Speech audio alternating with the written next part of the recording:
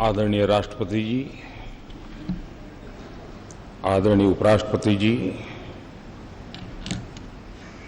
लोकसभा के अध्यक्षा जी, पूर्व प्रधानमंत्री आदरणीय देवेगौड़ा जी,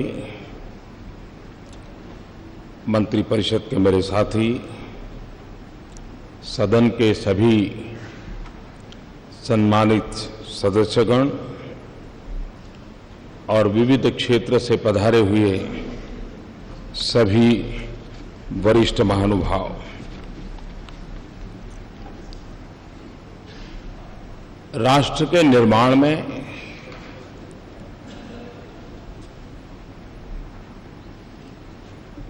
कुछ ऐसे पल आते हैं जिस पल पर हम किसी नए मोड़ पर जाते हैं, नए मुकाम की ओर पहुंचने का प्रयास करते हैं।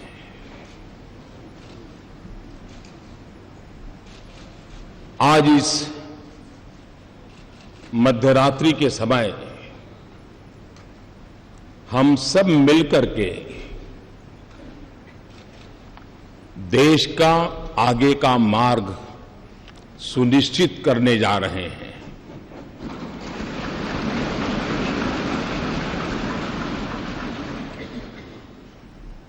कुछ देर बाद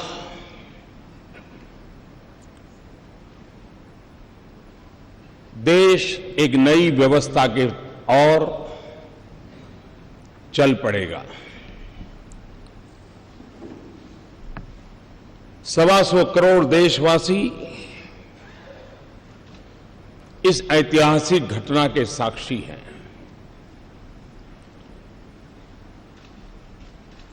जीएसटी की ये प्रक्रिया ये सिर्फ अर्थव्यवस्था के दायरे तक सीमित है, ऐसा मैं नहीं मानता। पिछले कई वर्षों से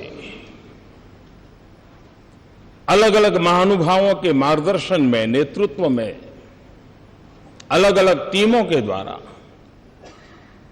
जो प्रक्रियाएं चली हैं, वो एक प्रकार से भारत के लोकतंत्र की, भारत के संघीय ढांचे की, कोऑपरेटिव फेडरलिज्म के हमारे कंसेप्ट की एक बहुत बड़ी मिसाल के रूप में आज ये अवसर हमारा आया है।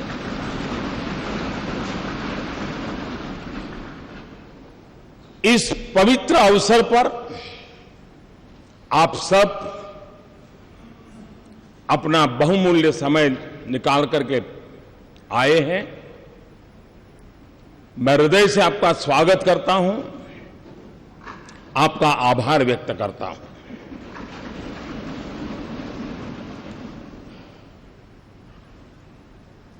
ये जो दिशा हम सब ने निर्धारित की है, जो रास्ता हमने चुना है, जिस व्यवस्था को हमने विकसित किया है, यह किसी एक दल की सिद्धि नहीं है। यह किसी एक सरकार की सिद्धि नहीं है। ये हम सबकी साझी विरासत है। हम सबके साझे प्रयासों का परिणाम है। और रात्रि को 12 बजे इस सेंट्रल हॉल में हम एकत्र आए हैं। यह वो जगह है जिस जगह पे इस राष्ट्र के अनेक महापुरुषों के पद चिन्हों से इस जगह ने अपने आप को पावन किया हुआ है। ऐसी पवित्र जगह पर हम बैठे हैं और इसलिए आज सेंट्रल हॉल की इस घटना के साथ हम याद करते हैं 9 दिसंबर 1946 संविधान सभा की पहली बैठक का ये सभागृह साक्षी है। हम उस स्थान पर बैठे हैं जब संविधान सभा की प्रथम बैठक हुई। पंडित जवाहरलाल नेहरू, मौलाना अब्दुल कलाम आजाद, सरदार वल्लभ भाई पटेल, बाबा साहब आम्बेडकर, आचार्य कृपलानी, डॉक्टर राजेंद्र बाबू, सरोजिनी नायडू, ये सब महापुरुष पहली कतार में बैठे हुए थे। उस सदन में जहां कभी 14 अगस्त 1947 रात को 12 बजे देश की स्वतंत्रता की उस पवित्र महान घटना, ये स्थान उनका साक्ष्य है। 26 नवंबर 1949 देश ने संविधान को स्वीकार किया। यही जगह उस महान घटना का भी साक्षी के रूप में है। और आज वर्षों के बाद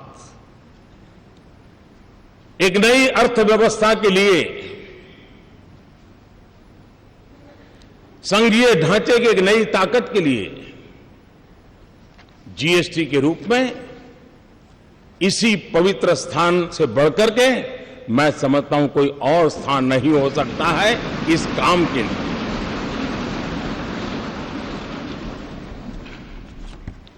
संविधान का मंथन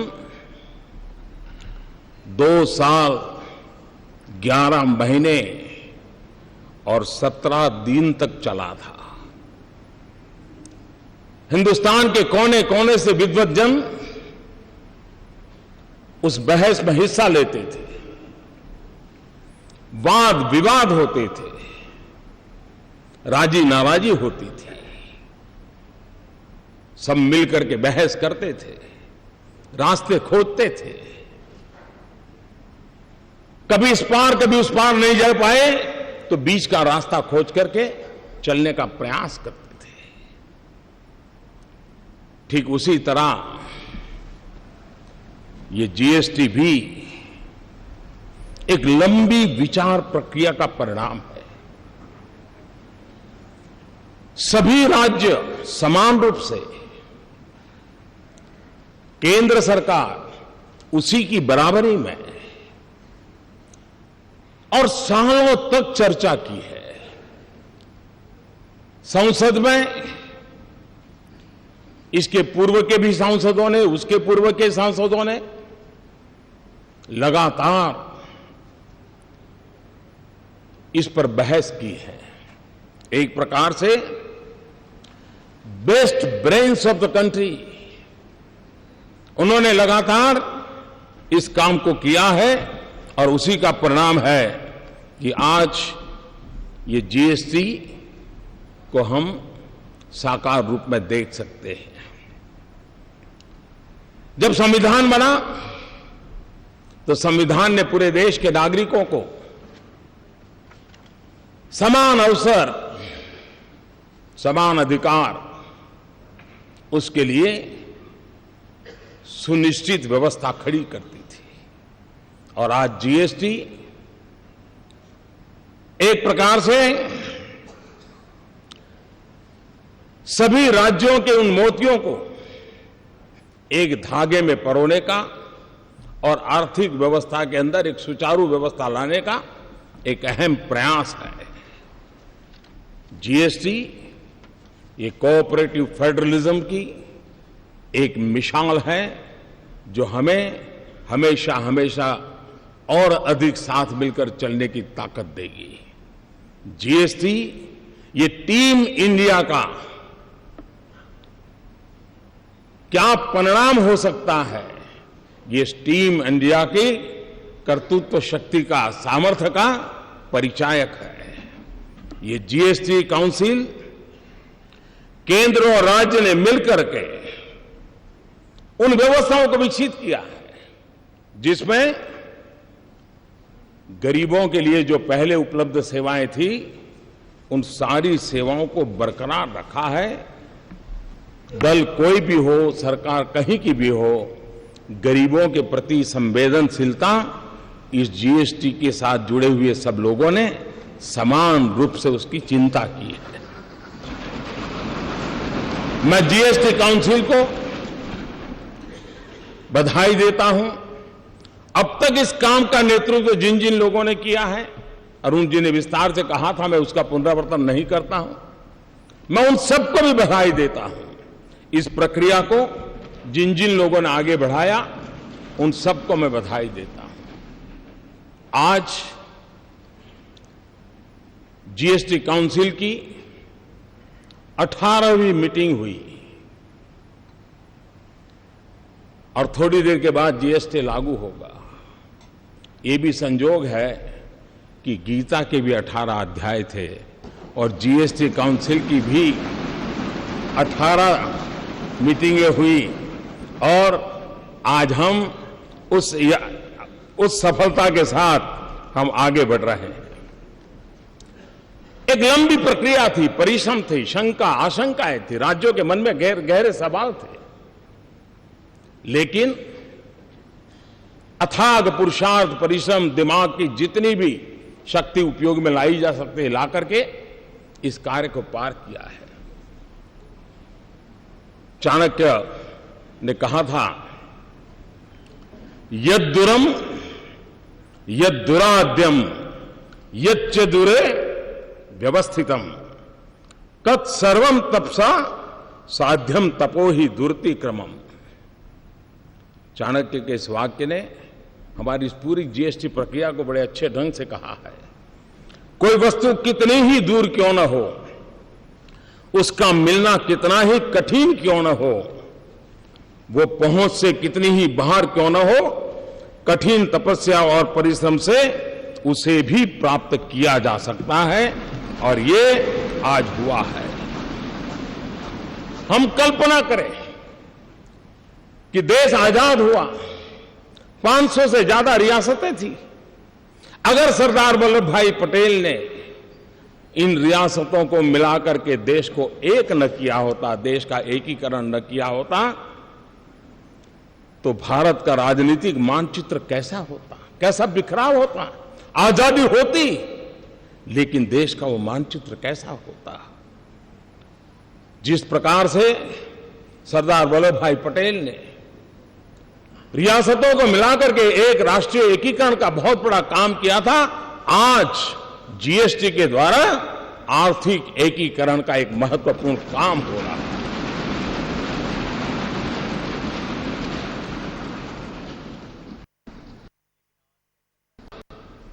सात केंद्र शासित प्रदेश, केंद्र के 7 टैक्स, राज्यों के 8 टैक्स और हर चीजों की अलग अलग टैक्स का हिसाब लगाएं, 500 प्रकार के टैक्स कहीं न कहीं अपना रोल कर रहे थे। आज उन सब से मुक्ति पाकर के अब गंगानगर से लेकर के ईटानगर तक, लेह से लेकर के लक्षद्वीप तक, वन नेशन वन टैक्स, ये सपना हमारा साकार होके रहेगा। और जब इतने सारे टैक्स, 500 अलग अलग हिसाब लगाए, 500 टैक्स। आल्बर्ट आइंस्टाइन प्रखर वैज्ञानिक, उन्होंने एक बार बड़ी मजेदार बात कही थी। उन्होंने कहा था, दुनिया में अगर कोई चीज समझना सबसे ज्यादा मुश्किल है तो वो है इनकम टैक्स। ये आल्बर्ट आइंस्टाइन ने कहा था।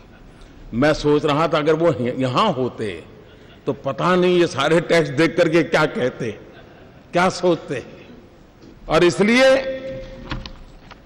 और हमने देखा है कि उत्पाद के अंदर के उत्पादन में तो ज्यादातर कोई बहुत असमानता नहीं आती है, लेकिन जब प्रोडक्ट बाहर जाता है, राज्यों के अलग अलग टैक्स के कारण असमानता दिखती है।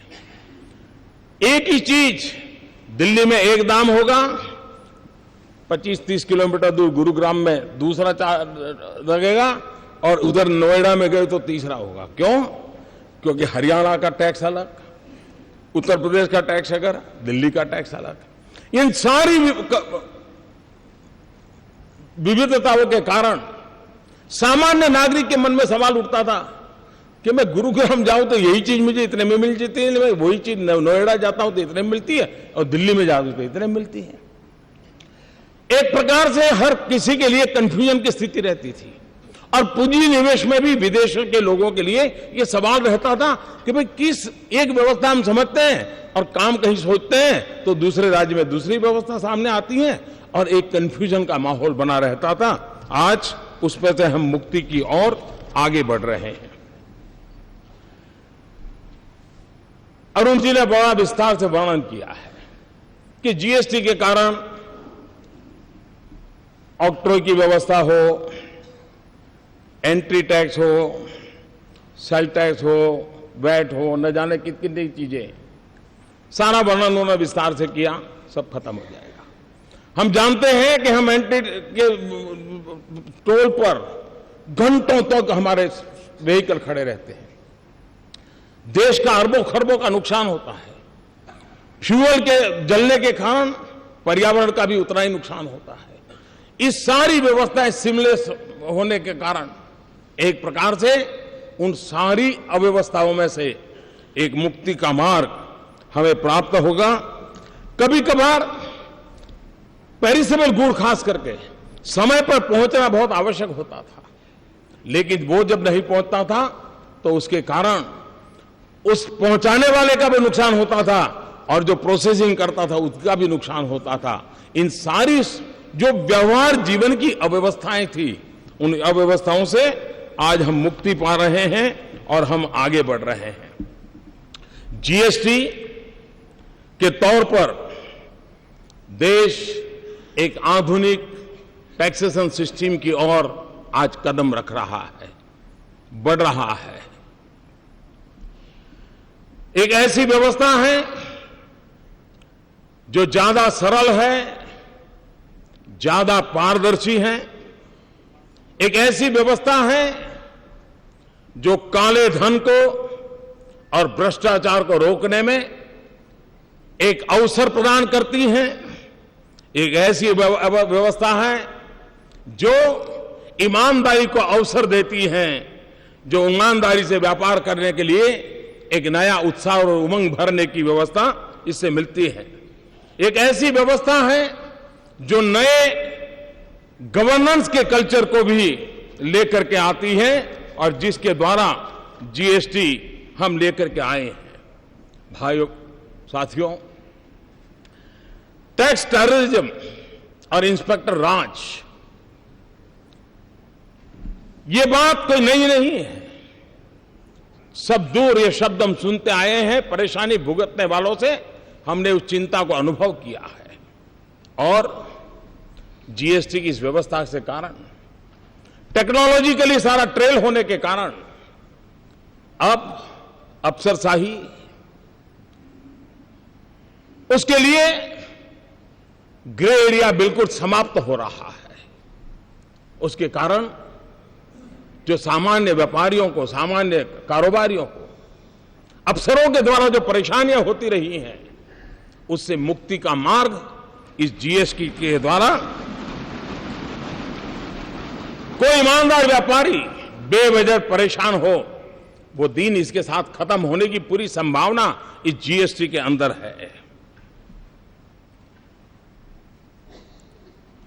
इस पूरी व्यवस्था में छोटे व्यापारियों को 20 लाख तक का व्यापार करने वालों को पूरी तरह मुक्ति दे दी गई है, और जो 75 लाख तक है उनको भी कम से कम इस चीजों से जुड़ना पड़े, इसकी व्यवस्था की है।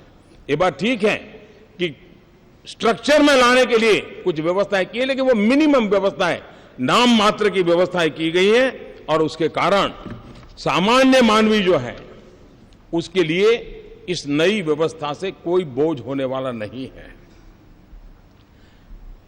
साथियों, जीएसटी की व्यवस्था ये बड़ी-बड़ी आर्थिक भाषा में जो बोला जाता है वहां तक सीमित नहीं है। बड़े-बड़े शब्द इसके साथ जोड़े जाते हैं, लेकिन अगर सरल भाषा में कहूं कि देश के गरीबों के हित के लिए ये व्यवस्था सबसे ज्यादा सार्थक होने वाली है।